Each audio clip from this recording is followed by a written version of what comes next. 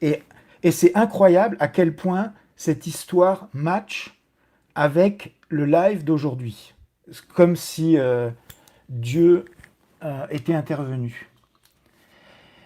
Alors, vous savez, sur le Tour de France, il y a le Crédit Lyonnais, qui est un sponsor, et le maillot jaune. Donc le Crédit Lyonnais, c'est jaune, maillot jaune. Et ils ont des hôtesses, des mannequins, des top modèles, qui, le soir, remettent les trophées aux meilleurs cyclistes et qui remettent le maillot jaune au, au premier. Bon, je ne vais pas vous expliquer le Tour de France.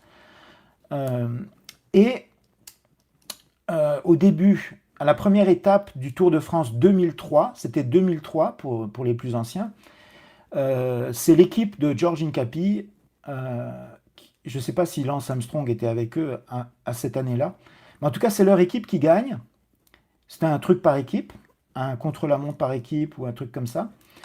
Et donc, ils vont tous sur le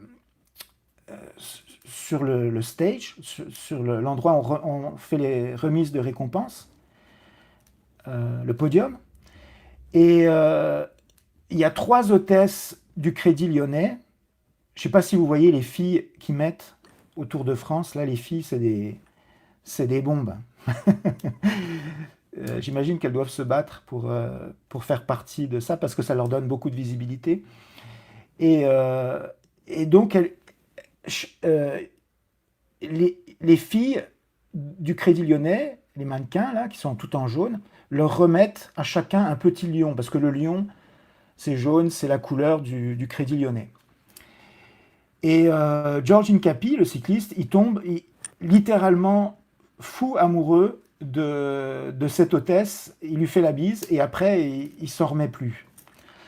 Et après, tous les matins, il va prendre un café au point de presse, juste avant le début de la course, juste pour la voir.